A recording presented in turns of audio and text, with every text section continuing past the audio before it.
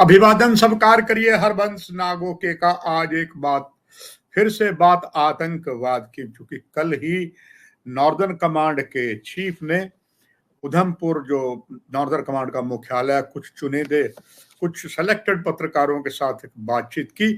बातचीत में उन्होंने कश्मीर घाटी में प्रजातंत्र सरकार बनने के बाद दनादन हुए हमले के बाद अपना पक्ष रखा और इस बात को स्वीकारा कि 720 आतंकवादी तो हमने पिछले 5 सालों से मार दिए हैं, मगर 130 अभी बाकी है। नॉर्दर्न कमांड के chief lieutenant general Suchendra Kumar ने यह भी कहा कि हमने कमर आतंकवादियों की तोड़ दी है। संभवतः उनके लिए नया शब्द हो सकता है, लेकिन पाकिस्तानी खुफिया एजेंसी ISI के द्वारा पिछले 4 दशकों से छेड़े हुए छद्म युद्ध में जब कहीं कुछ आतंकवादी मारा जाता है तो एक रटा रटाया सुरक्षा बलों का बयान होता कि हमने आतंकवाद की कमर तोड़ दी, मिलिटेंट ऑन द रन।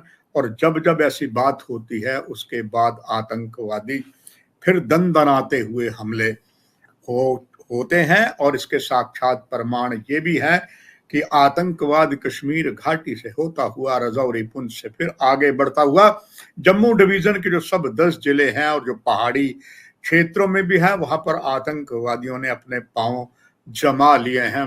जांबाज पैरा कमांडो आने के बाद भी, बहुत से अत्याधुनिक गैजेट्स आने के बाद भी, जिसमें लेटेस्ट टेक्नोलॉजी के ड्रोन, कुछ और चीजें हैं, किन किन गुफाओं में वो छुपे हैं कोई पता नहीं है। और इससे पहले जो हमला जिला गांदरबल में हुआ था, वो भी प्रशासन को, सुरक्षा एजेंसियों कहना था आतंकवादी हमला करके उस क्षेत्र में भी प्राकृतिक गुफाएं हैं वहां चले गए हैं। और जहां तक इसके बाद जो हमला प्रोटेक्ट स्थल, जहां पर वारफेयर स्कूल भी हाई एल्टीट्यूड का नॉर्दर्न कमांड का गुलमर्ग में है, उसके पास जो हमला हुआ, और उस हमले के बाद नॉर्दर्न कमांड के चीफ ने उधमपुर में ये प्रेस कॉन्फ्रेंस की है। और उधर से BSF कश्मीर रेंज के IG, उन्होंने भी, अशोक यादव ने कहा है कि हम अब बहुत सतर्क तैयार हैं, हम अब सर्दियों में घुसपैठ नहीं होने देंगे। जनरल एक बहुत तगड़े भारतीय सेना के थे, अब रिटायर हो गए, जनरल ढिल्लों, उन्होंने बुक लिखी थी, उसमें लिखा था कई काजी आए, कई अधिकारी आए, कई गए, मगर आज भी आतंकवाद दन आ रहा है। ये बात अलग है कि इसके बावजूद भी सुरक्षा बलों का बयान आता है हमने आतंकवादियों की कमर तोड़ दी। निश्चित तौर पर कमर तोड़ी है, 720 आतंकवादी तो मार गए, प्रशंसनीय कार्य है, मगर अभी 130 आतंकवादी जम्मू कश्मीर में बाकी हैं। अब कौन सा पैमाना सुरक्षा एजेंसियों के पास है? निश्चित तौर कोई ना कोई पैमाना हो सकता है, क्योंकि बहुत सी एजेंसियां हैं। ये बात अलग है, जब सामने बात होती है तो कहते हैं वी आर ऑल वन।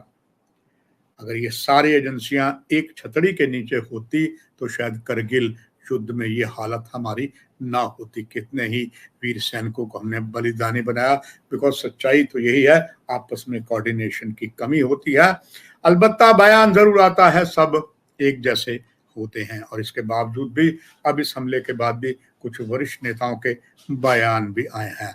हाँ, बारामूला हमले में जो 3-4 आतंकवादी शामिल थे, उसके लिए बहुत बड़ा अभियान चलाया है और हम शत शत नमन करते हैं उन बलिदानियों को जो इन आतंकवादियों के हाथों बलिदानी हो गए।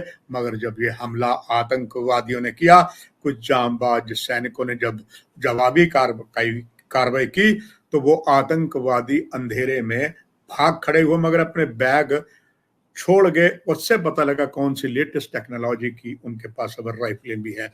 आतंकवादियों के हमले के बाद ये खुलासे हुए हैं, 3-4 आतंकवादियों की संख्या है, मगर ये एक अभी सवालिया निशान है। फिर यही बात है, हमारे पास कौन सा ऐसा पैमाना है हम नाप सके? 2 थे, 3 थे, 4 थे या 10 थे? और यहाँ भी प्राकृतिक गुफाएं हैं। हालांकि सर्च ऑपरेशन चलते हुए 3 दिन यहाँ हो गया है, जिससे गांदरबल के उस क्षेत्र में रविवार से ऑपरेशन चल रहा है। बातें अभी हो रही, राशन पर भाषण है, भाषण पर राशन नहीं की कहावत भी यथार्थ हो रही है। उधर जो 15 कोर है श्रीनगर में, उसके आर्मी के प्रवक्ता हैं लेफ्टिनेंट कर्नल MK साहू ने जरूर कहा है कि सेना के वाहन पर गोली होने के बाद हमारे जवानों ने तेजी से कार्रवाई की। निस्संदेह उनके लिए सैल्यूट हम भी करते हैं, तभी आतंकवादी बैग छोड़कर भाग गए। वहां एक नाला था, घना जंगल था, वहां से निकल के अंधेरा होने के कारण आतंकवादी अपने मकसद में कामयाब हो गए। और ये जो घटना आप भली भांति परिचित है, अहले उसी के पास 24 अक्टूबर देर रात सेना की गाड़ी पर ये हमला हुआ था और इसमें हमारे 3 जवान बलिदानी उधर 2 सेना के पोर्टर भी मारे गए हैं। मगर इस बार प्रशासन ने पोर्टरों के साथ भी न्याय किया है। उनके मरणोपरांत उनके परिवारजनों को 5-5 लाख देने की बात की है। एक सराहनीय कदम है। सेना ने यह भी कहा है कि घाटी में आतंक का राज ही है और उनकी विचारधारा है।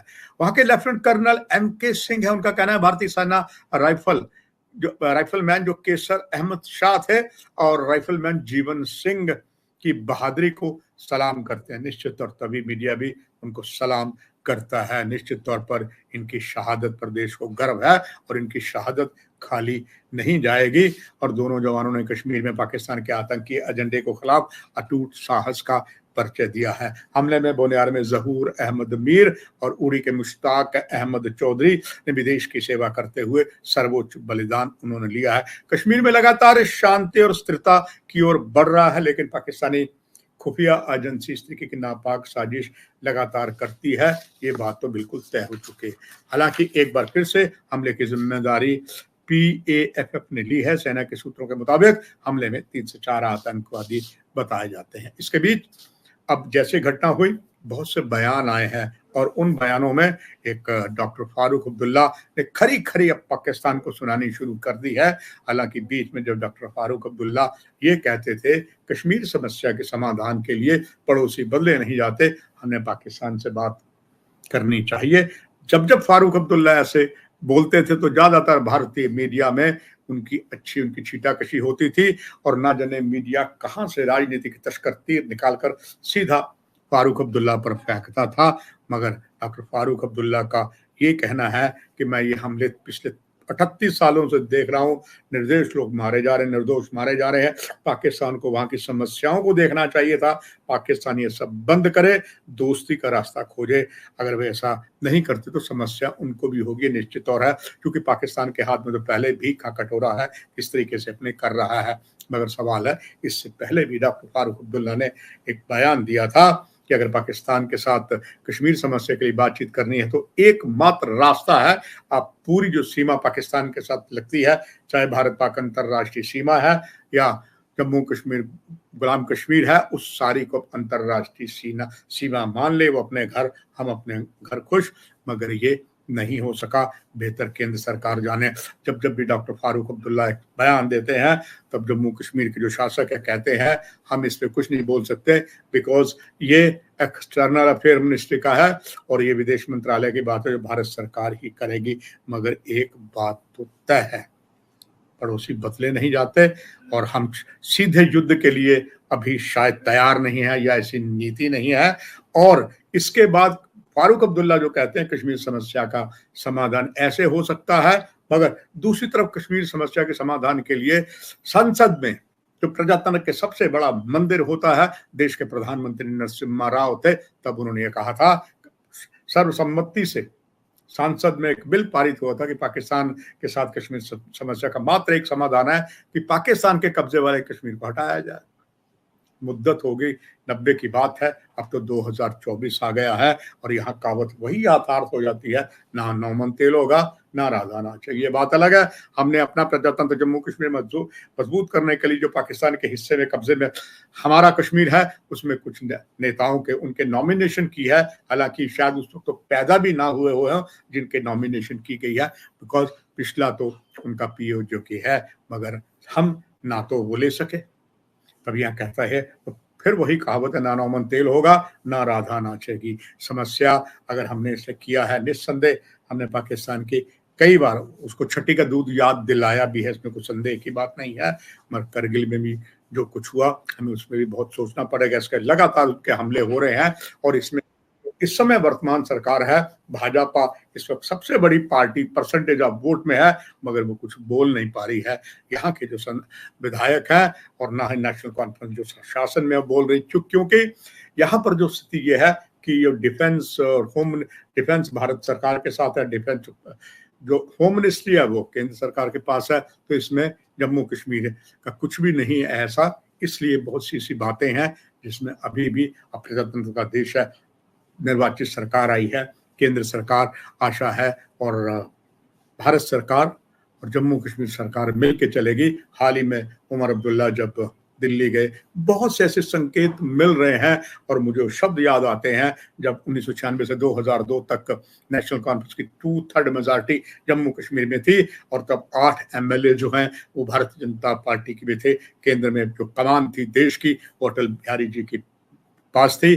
तब डॉक्टर फारूक अब्दुल्ला ने लोकसभा में कहा, क्षमा चाहूंगा, विधानसभा में कहा था कि मेरे पिता ने मुझे मरते तब तक जब तक ये नसीहत नहीं दे दी कि जब यहाँ अपने शासन चलाना है तो केंद्र सरकार से मिलकर चलना, तभी जम्मू कश्मीर में उन्नति होगी, जम्मू कश्मीर सफल होगा।